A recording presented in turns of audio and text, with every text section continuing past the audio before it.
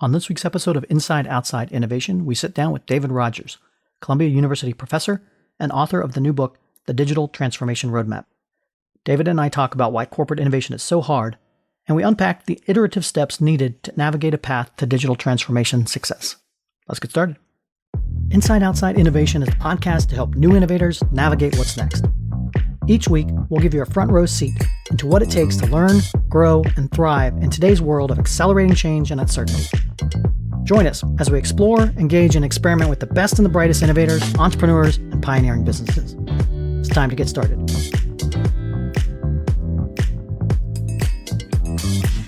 Welcome to another episode of Inside Outside Innovation. I'm your host, Brian Ardinger, and as always, we have another amazing guest.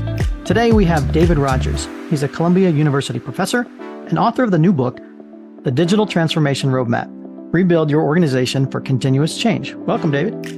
Thank you, Brian. It's great to be here. Really appreciate it. I'm excited to have you here because your book couldn't have come out at a better time. We are in the midst of a lot of accelerating change as everybody is going through, whether it's COVID or inflation or technology changes like AI. Your book, I wanted to delve into a lot of the details around it. One of the things that stood out is you outline in your book several studies that have come out that basically say that 70% or more of digital transformation efforts fail. Yeah. Why is that the case, and why is it so hard for people to do this? Yeah, it's really sobering. So I wrote what was the first major book on the subject of digital transformation a few years back.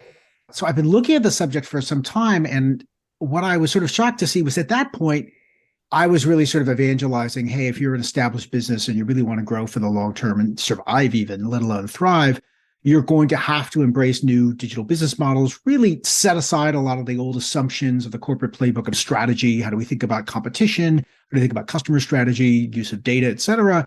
Really embrace new business models. And so that was really my approach, was to help companies who had sort of been in business for decades, maybe a century or more, to say, hey, it's great that your core business is there and you have customers, but the sort of strategic landscape is really changing and you need to sort of master this and really sort of open up your thinking. But what I found in the years since was people really embrace this idea of, okay, at least I would say people give lip service to digital transformation. Oh yeah, we're going to do this. We're going to hire somebody, a chief digital officer. We'll put it on the agenda, transformation, digital, da, da, da. Very common now. And yet, including companies where there's support from the very top, real resources put into this, not just sort of some PowerPoints and emails sent around. And yet years go by and they come to me and say, I don't know why we're not changing, or not changing fast enough. What's going on? Why are we like stuck in slow motion?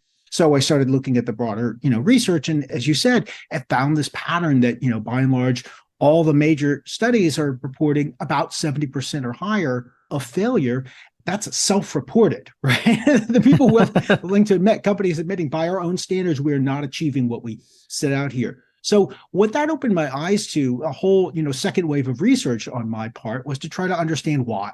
What is the barrier or barriers here? You see, a litany of symptoms. Well, our people are afraid, or they don't want to change their jobs, or the technology's too expensive, or we come up with lots of ideas, but none of them scale, or we just can't move as fast as all these startups. There's lots of sort of symptoms. What I found looking across many different industries, many different organizations, was a pattern. Really, there were sort of 5 organizational barriers. And that's the key. They're all barriers actually not in the technology. The barrier is it's not really about finances and things like that. It's about organizations themselves. And unless you can address those and get past them, and there are ways to get past them, but unless you do that, your efforts are just never going to have the impact that you really need out of them.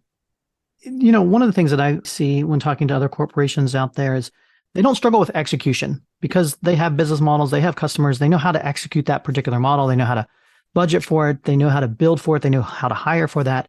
But where they struggle is that exploration phase where they don't know exactly what to do. They haven't figured out the next new business model. They haven't figured out exactly what they should be building or the new pricing and that. And it's that realm of uncertainty where they haven't seemed to build an execution model to execute in the uncertain environment. Is that what you're seeing as well? Absolutely. And the problem is you can't use the same model. I have nothing against companies say, look, we've got a really well-honed machine. We know how to operate our core business. We've been in it for a long time. We've got a functional system of, you could call them silos, but we've got a functional organizational structure, really knows how to operate and deliver against this core business. I have no idea, no feeling that, oh, I'm going to come in and say, oh, you should turn yourselves into a startup and blow that all up.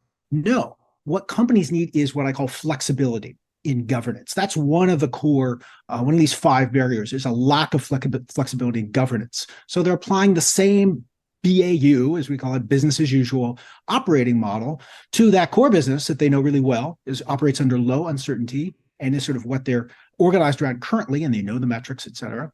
And then they try to apply that same operating model, that same governance, I would call it, to pursuing new opportunities, which have, first of all, simply by being virtue new and fast-moving digital era, likely to have much higher uncertainty.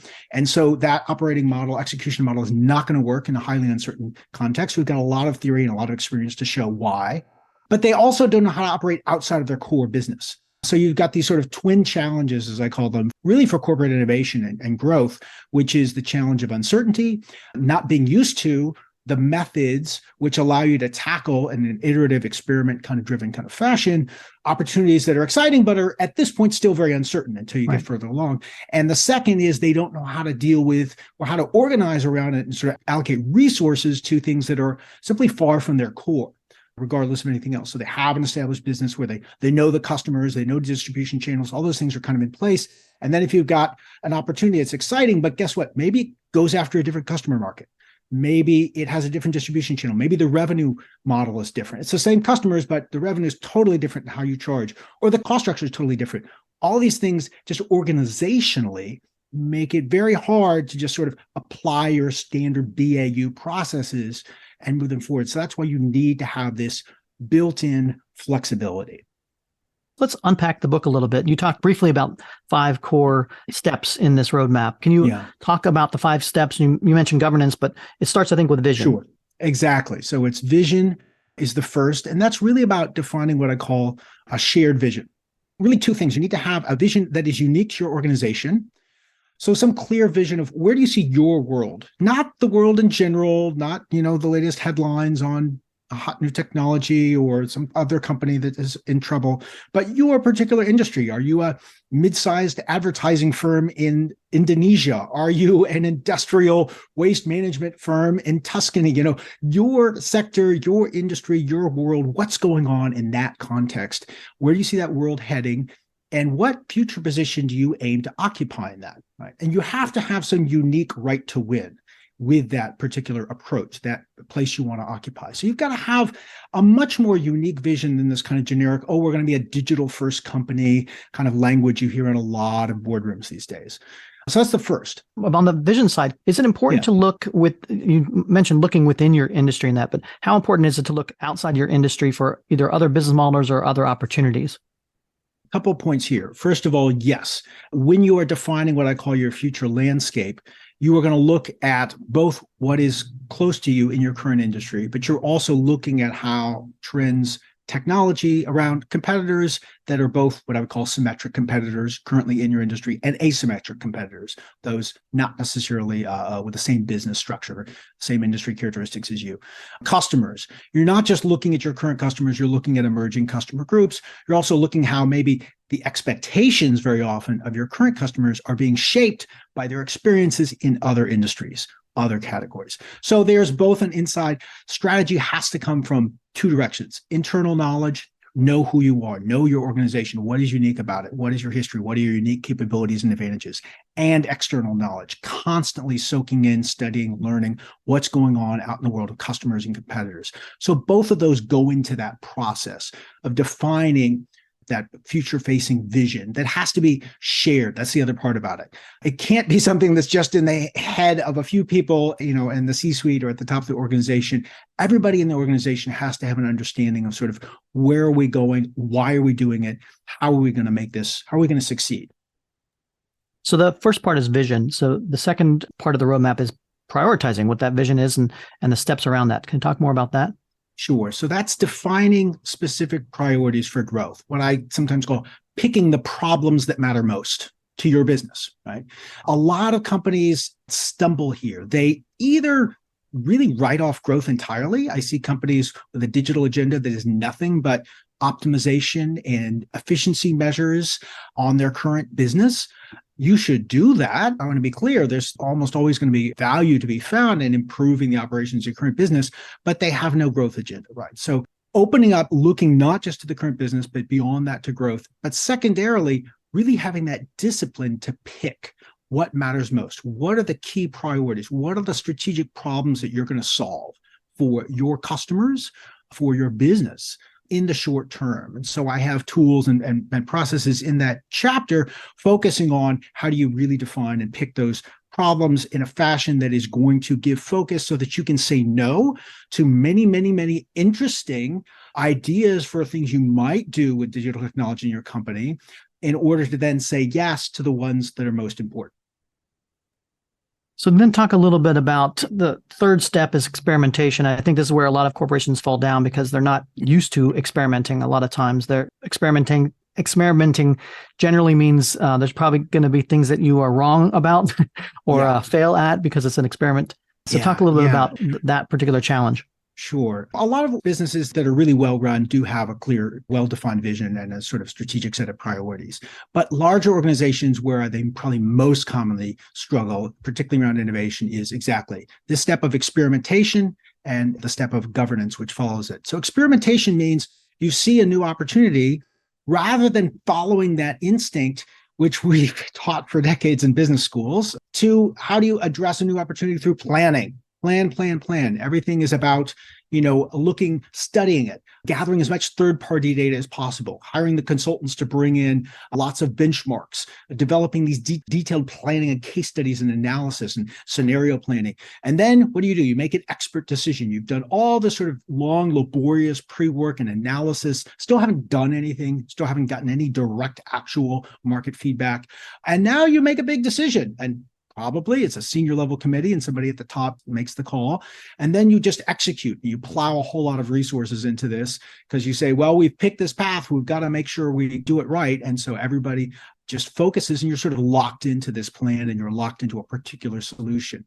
Whereas instead, if you look at the methods that have arisen in the digital era, in this era of ferment and change, with new businesses growing, I'm talking about lean startup, I'm talking about agile software development, design thinking, product management.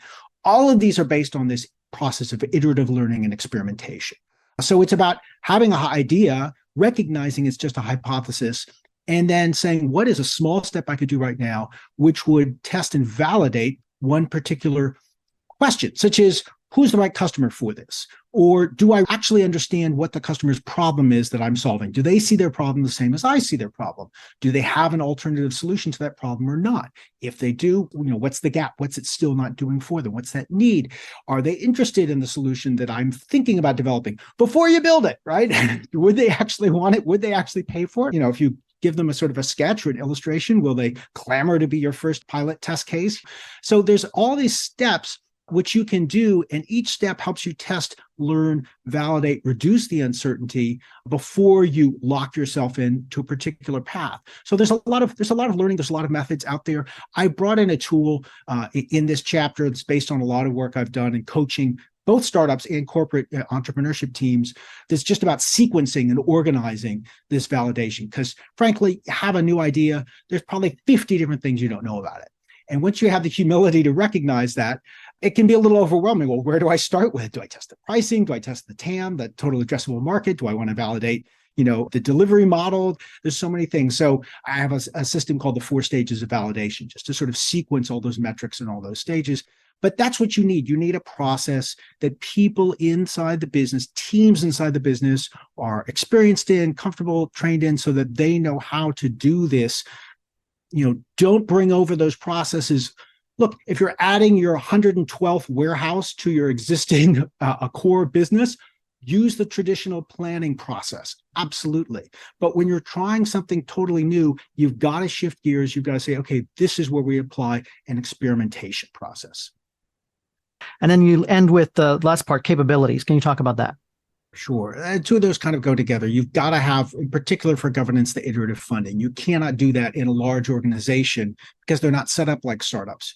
Startups is very easy. That's the whole model of venture capital. So you have to establish different governance models to allocate resources, to allocate people, to apply the right metrics at different stages of these teams. Because you need to have some oversight. You can't just let them run wild and spend as much money. You need to shut them down ruthlessly at the right points. And you also need to be ready to exponentially grow their investment at the right points and not be waiting for next year's annual budgeting cycle. This is where corporate innovation actually most often fails. I've even seen companies like they actually manage to hire in or bring in good teams who can experiment, but they don't know how to take those teams from that early testing to market scale. And then, as you say, capabilities. Capabilities is the fifth essential step. And that really brings together a few important things. You need to have a digital ready technology. And that's everything from modular, microservices architecture, typically in the cloud. It's about your data assets. It's about having governance to manage access and control around technology and data and security and so forth. Second thing is you need to have digital ready talent. And this is a real challenge I see in a lot of organizations, particularly right now at this moment, because the talent pipeline is so tight. I mean, it's a blessing if you're not in a big tech firm right now that several of them have been shedding employees, because you do have this great little window to pick up some great people. The challenge is the hardest part is actually not hiring. As hard as it is to hire great talent, the harder part is retaining it. So you really have to manage this whole, what I would call talent life cycle. And organizations need to get much better at not just sort of figuring out what are the gaps and specific skills they need for digital growth, but how do you find those people? How do you attract them? And then how do you make sure they actually have the context to do their best work in your organization? That's why they're going to stay. And then the third part, which ties into that as well, is culture. Do you have a digital ready culture? So many organizations I see, if you really understand what the culture, that's sort of the behavioral norms, the mindset that people have, some of it unspoken, but that shapes how we just do our job. Who do you call on a given day? Who do you need sign off from? What decisions can you make on your own? Do you spend more time, with engineering, or do you spend more time with the customer? All these kinds of just sort of behavioral norms in the organization. If you don't take a close look at that, those can be a real drag on change, on the people who do want to make a difference in your organization, and frankly, on your ability to attract and retain those people who you most need. To be successful, obviously, there's a lot of things you have to get in place, right? And that, how do you know if you're making progress? How do you start measuring success on these particular paths, given that there are so many things you have to manage to actually make transformation work? Yeah, so measurement and sort of progress as assessment has to happen on multiple levels. And in fact, that's kind of a key message of the book, is that change in general has to happen at every level of the organization, and it has to be driven by every level of the organization. Transformation cannot happen top down. It may start with a CEO's vision and appointing someone, a chief digital officer, to help sort of assess what's holding us back. Where do we need to change some of the organizational structure and so forth, and maybe kind of oversee some of these changes. But it cannot be a small group of people in a room deciding strategy for the company and then dribbling it down through cascading the little waterfall down throughout the organization. That's not how real change works. So you need to have, whether it's an approach like OKRs, which if done properly is really everyone at every level is defining their own metrics. But you need a process where you are defining both the vision of where you're going and those key priorities, as I said, picking those problems that matter most at every level of the organization, from the senior leadership, looking at the whole enterprise, to the business unit, to a function, like what's the top agenda for what are we trying to drive? What's the 3 things we're trying to do right now with digital transformation of our HR function, for example, maybe, or our marketing function, to an individual team. At each level, you need to be setting a clear understanding of what are you strategically trying to achieve? How do you think you're going to get there? What are your measures that are going to show if you are making progress? So the last topic I want to talk about is who's doing this well. What are some examples or companies that you've seen out there that seem to be getting closer to not having that 70% failure rate? Oh, yeah. There's the great news is, I'm kind of a glass half full kind of guy. So when I see those studies, 70% failure, yeah, it's sobering, but I think, wow, 30%, that's a lot of good companies to learn from. So that's fed a lot of my research. We see great examples, many well-known. We can see what's going on with Disney in terms of their whole really aggressive push into streaming media and reinventing themselves as much more of a direct-to-consumer business, which changes everything about your operations, your metrics, your financials, et cetera. We see companies like MasterCard. Not everybody who's not in financial services realizes how much they've been transforming that company, and that almost all their growth, the majority of their growth now, is coming not from the core business, which is, of course, a credit card network, but through really creating, they have an internal lab building new business models as a sort of a giant fintech startup, as well as really being very closely aligned and working with and accelerated with a lot of other fintech startups on the outside, but moving in areas around cybersecurity has been a huge growth for them, digital identity, others. Industrial companies, John Deere's transformed itself from a hardware company. Of course, we know them for making tractors and combines and things like that. They still make those, but they actually have more, they employ more software engineers than hardware engineers today. That's because the whole thing has become so totally data-driven. It's all about precision agriculture. Every machine is gathering, it's like an Internet of Things device, gathering data at the, per square foot level of a giant field of what the soil conditions are, feeding it into a system, optimizing what happens next. Air Liquide is a great French industrial company, also taking a very similar approach in their own area of industrial gases. Walmart has really done a very impressive job of reorganizing around small multifunctional teams, focusing on problems, very aggressively, like the home delivery experience, particularly around groceries, is a real strategic opportunity for them. And being really agnostic and saying, look, we're going to try a lot of different things. We're not going to dream up the right approach here. We're going to think of lots of ways we might solve this problem, test them relentlessly, rapidly, keep doing different versions, variations, and then find out they've actually found multiple solutions that have been very successful at scale. And lastly, I love the example of the New York Times, because that's the example I always encourage folks who say, we are just so far behind, or we've been struggling, or I've read your book, or I took your class and I see we've been doing this all wrong. I say, look, the New York Times did it all wrong. For years, they were, kudos to them, early to the game of digital transformation, but they made every mistake possible in their first decade. And they finally got to a crisis point where they recognized they had to really change everything about the organization and the business model. And then everything started to come together. And today they're seen as, certainly in the media world, one of the most leading examples of a traditional organization that's really innovating, transforming the organization, driving real growth, great results. Very impressive. Those are great examples. And it's a fantastic book. It really does provide a lot of tactical insights of what you can do to start making that transformational process. If people want to find out more about yourself or more about the book, what's the best way to do that, David? Well, they can find the book. It's already available to order on Amazon.com. And the book, again, is called The Digital Transformation Roadmap. You can also, just to learn more, get maybe a taste of it, go to my website, digitaltransformationroadmap.com or davidrogers.digital. And if you click there for my newsletter, there are subscribe buttons on the site, you will get an advanced chapter of the book, as well as a lot of other sort of insights that I'll be rolling out through my new Substack newsletter over the year ahead. That's awesome. David, I really appreciate you coming on Inside Outside Innovation, and look forward to having future conversations with you as well. So thank you very much. Absolutely. Thanks so much for having me, Brian.